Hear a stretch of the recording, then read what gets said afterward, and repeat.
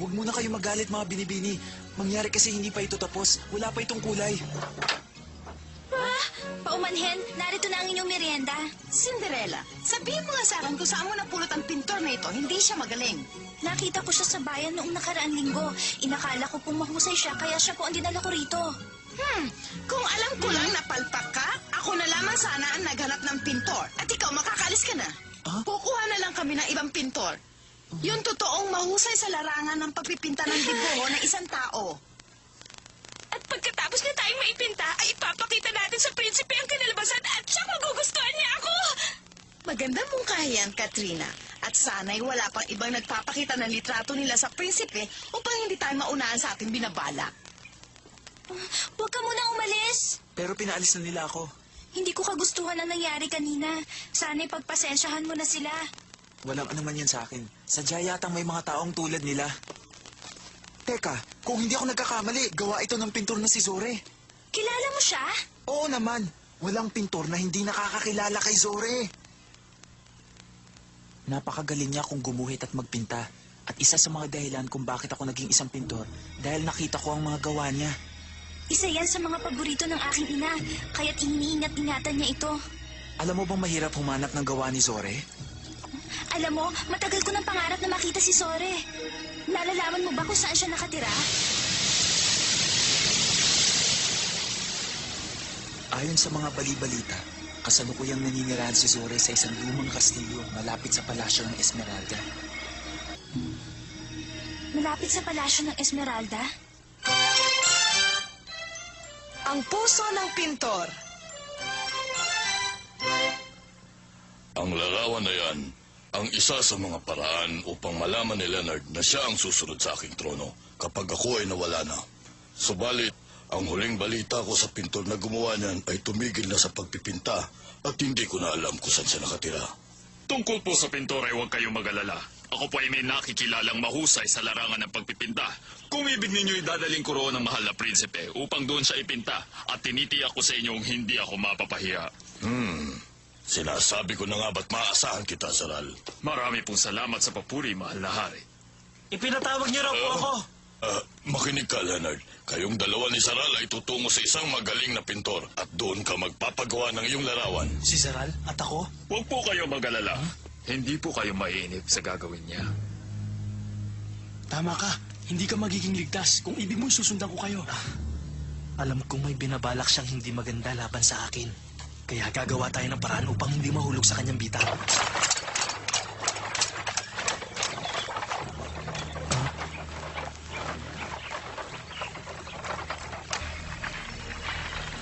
Ikaw pa rin ang pinakamahusay na pintor na aking nakilala. At kaya ako naparito ay upang humingi sa iyo ng isang pabor.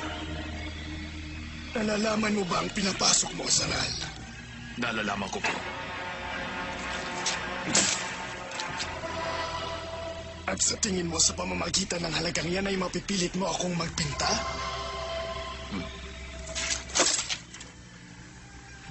Sabihin lang po ninyo kung kulang pa. Hintayin mo ako rito kung ganon. Nakapagtataka, wala siya rito. Pero parang may naaamoy ako.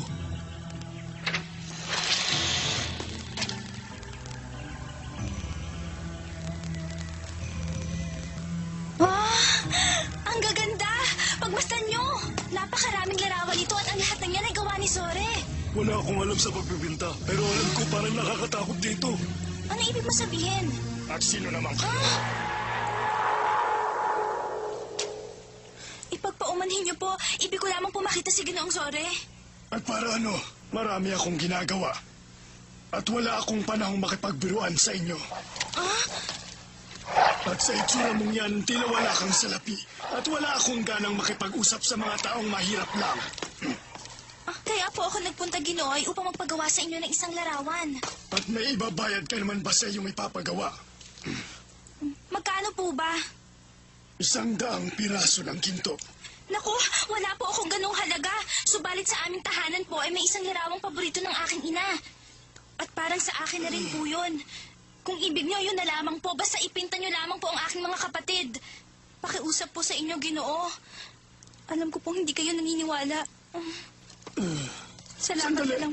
Ibig kitang makita sa liwanag. Napakaamo ng iyong muka. Ngayon lamang ako nakakita ng ganyang kaamong muka sa buong buhay ko. Maaari mo bang sabihin sa akin ang pangalan mo? Ginoo, ang pangalan ko po ay Cinderella. Kung ganon, maaari ba kitang ipinta?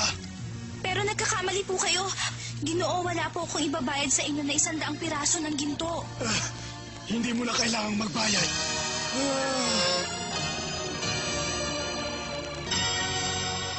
Akalain mo, Pachi, ipipinta ko ng dakilang pintor na si Zore. Katahimikan lamang. Opo.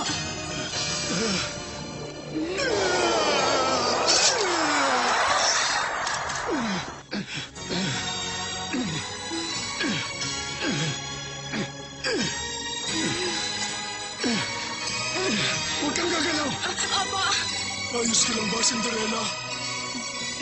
Huwag mo akong alalahanin, Pachi. Masasanay din ako.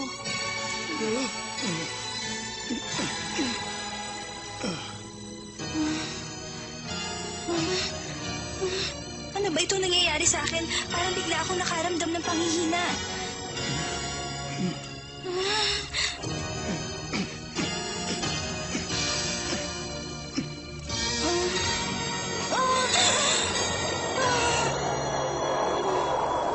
Cinderella! Cinderella! Cinderella! Cinderella, gumising ka! Sandali lang! Saan mo dadali ng babaeng yan? Hindi ko pa siya tapos ipinta! Ibalik mo siya rito! Pakiusap! Ibalik mo siya sa akin! Tigil! Tigil kayo mo! Bumalik kayo rito! Hindi ko pa siya tapos ipinta! Matagal mo pa ba kami paghihintayin? Kung ayaw mong gawin ang pinagagawa ko, kukunin ko na sa labi. Mag-umpisa na tayo.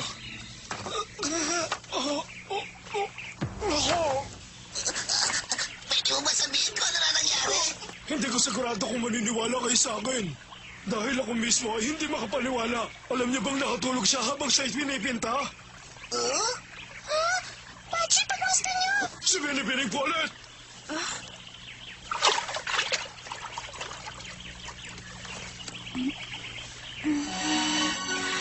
Kamusta na ang pakiramdam mo, Cinderella? Binibining Paulette, ano po nangyari sa akin? Bakit po ako nandito? Naalala ko na, ipininta ko kanina ni Ginoong Zore pagkatapos bigla ako nakatulog. Zore, ang dakilang pintor. Ang dakilang si Zore. Oo.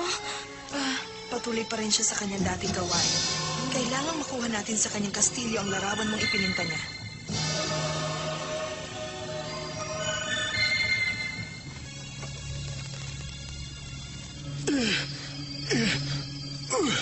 Ano kaya ang binabalak ni Saral laban sa akin?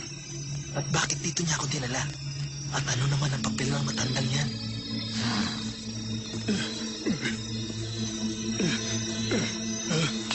Saral, ginagambala mo ang aking modelo. Ang mabuti pa ay lumabas ka muna sa silid na ito. Masusunod, Zore.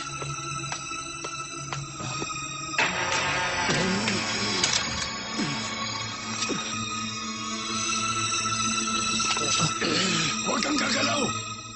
Anong nangyayari sa akin? Bakit parang bigla akong inantok? Ilang taon lang nakararaan nang si Zore ay manirahan sa liblib na lugar na ito. Sa lugar na ito niya pinag-aralan ang lihim ng salamangka na ginagamit niya ngayon kapag siya'y nagpipinta. Ang espiritu ng kanyang modelo ay pumapasok sa kanyang pinipinta. Pero paanong mangyayari yung Binibining Paulette? Malakas po ba talaga ang kanyang kapangyarihan? Oo, pero alam mo bang kilala talaga siya bilang tanyag na pintor noon hanggang mangyari sa buhay niyang hindi inaasahan. Ano kung pangyayari yun?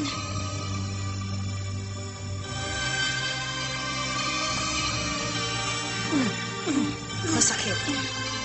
Cinderella, ang mabuti pa siguro ay ako na lamang ang pupunta. Ngunit mapanganib po. Huwag kang mag-alala, kaya ko ito.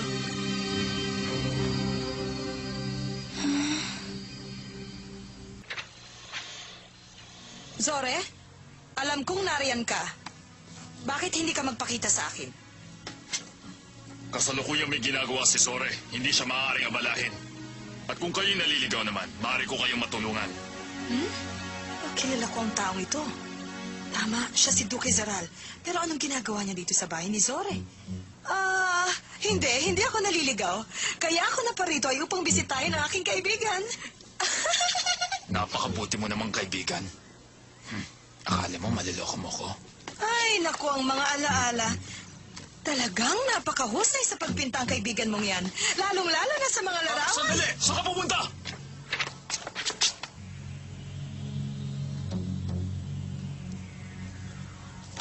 Si Prinsipe Leonard? Ano ibig sabihin ito? Pakawalan mo ako! Alisin mo ang sakong ito! Pakawalan mo ako dito! Nanatili ka riyan habang hindi pa natatapos ang aming binabalak. Ano ibig sabihin ito? Hindi ganito ang pagtrato sa isang bisita! Pakawalan mo ako rito! Kung gano'n, hindi lang pala si Cinderella ang bibiktimahin niya, kundi pati na rin si Prinsipe Leonard. Sayang at nahulog ang aking mahiwagang baston. Si Pachi, siya lang ang paraan. Huh? Bili-bili po ulit! Ha? Kailangan niya ng tulong ko! Sigurado ka, Pachi? Niligtas ko siya! Sandali! Hindi to maaari. Ilang sandali na lang at tapos ka na, Prinsipe Leonard. At may sasakatuparan ko na ang gusto kong mangyari.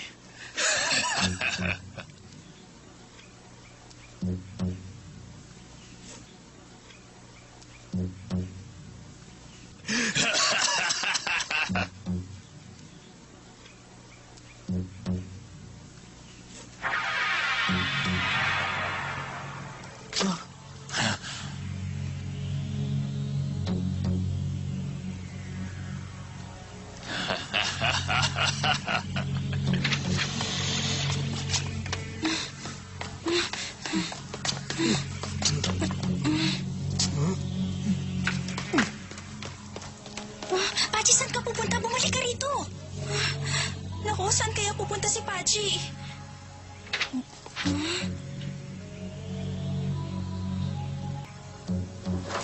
Hindi ako maaari magkamali. Kapag siya'y nagpipinta, ang espiritu ng kanyang modelo ay pumapasok sa kanyang pinipinta. Anong gagawin ko? Halos tapos na ang larawan. Sino ka? Kilala kita. Parang nagkita na tayo dati. Ginoong sorry! Cinderella! Patawarin niyo po ako kung umalis ako nang walang paalam. Mangyari kailangan ko po ng sariwang hangin. Hayaan mo. Tatapusin rin natin ang larawan mo. Hindi maaari. Kailangan ngayon na po. Hindi na po ako makakapaghintay pa, Ginoong Sore. Hindi maaari! May ginagawa pa si Ginoong Sore! Hindi mo siya maaari abalain! Malis ka na! Bitiwan mo po! Huwag mo siyang palisin. Akong magpapasya kung sino ang aking nais ipinta. Wala ka pa rin karapatang pagsalitaan ako ng ganyan, Sore. May kasunduan tayong ipipinta mo ang mahal na prinsipe. Pero anong ginagawa mo ngayon? Ano ibig sabihin nito, Sore? Bakit mo yan sinusode? Kahit kailan ay wala pang lumapastangan sa akin ng ganyan. Sige na, Cinderella. Maupo ka na, ipipinta na kita. Opo. Pagbibigyan kita. Tulong! Tulungan niya ako makalabas dito! Dito na nga. Bini-bini pulot! Pachi!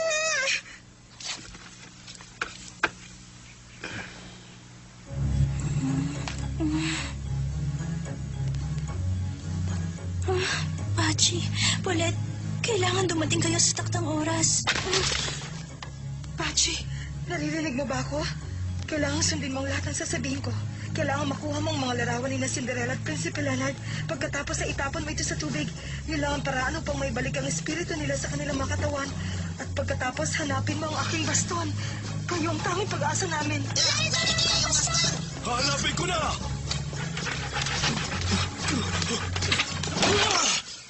Asin na naman ito! Cinderella! Cinderella! Alas! Saan mo dati na larawan yan? Bumalik ka rito! Bumalik ka rito!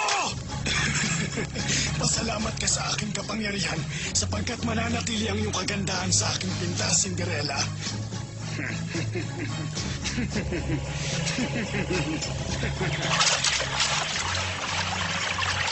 Anong ginagawa mo? Huwag mong sirain yan!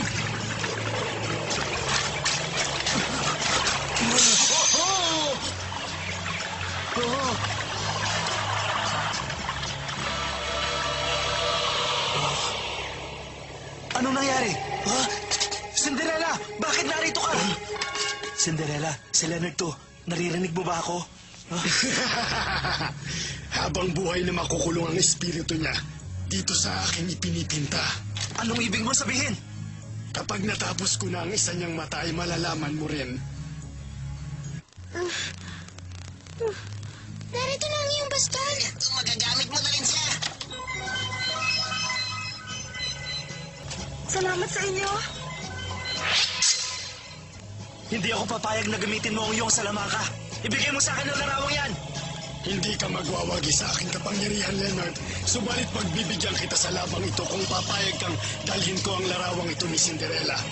Ano pang hinihintay mo?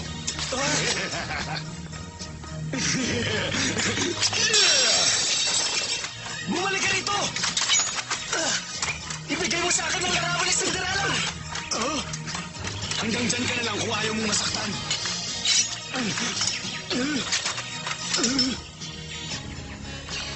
Hindi ito mapapasayo. May panahon pa ako.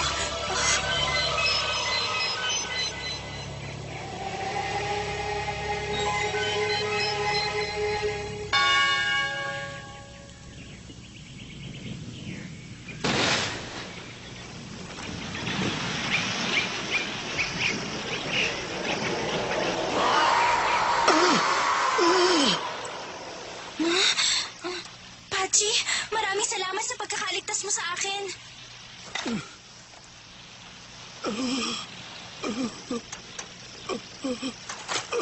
Bakit mo ako binigo? Bakit?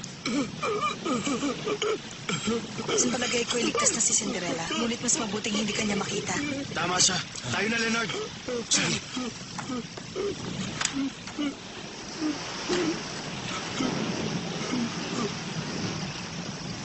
Binibining Palat!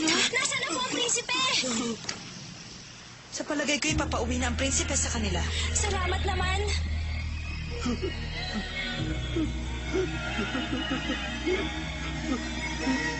Noong mga panahong yon, si Zore ang pinakatanyag na pintor sa kanayunan. Siya ang nagpinta ng mga larawan ng mga kilalang tao at kapita-pitagang mga hari at reyna. Lahat halos ay ibig na maipinta sila ni Zore. Hindi lamang siya hinangaan, kundi minahal din ng mga tao. Hanggang isang araw ay... Isang karamdaman ang gumimbal sa buong kabayanan. Marami ang nasawi. At ang karamihan sa mga nasawi ay yaong naipinta ni Zore, kabilang na ang mga tanyag at kilalang mga tao. At yun ang simula ng bulong-bulungan tungkol kay Zore, na siya ay gumagamit ng salamangka sa kanyang pagpipinta. At dahil doon siya ay nilibak at pinagtabuyan. At dito nga sa kastilong ito siya nanirahan.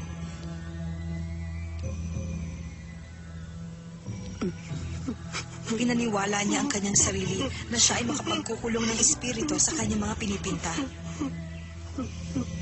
Ginoong Zore, alam ko po kung bakit kayo nagkaganyan. Alam niyo bang bibihira ang mga taong katulad ninyo na may talento sa pagpipinta at pagguhit. Kaya kung maaari po, ipintan niyo ulit ako. Alam ko po namang hindi kayo likas na masamang tao, Ginoong Zore. Ano ka mo? Sa kapila ng kasamaan ko'y nais mo pa rin magpapinta sa akin. Maliit pa po ako, ninais ko na po mapapinta sa inyo, Ginoong Zore. Ngayon niyo pa po ba naman ako bibiguin?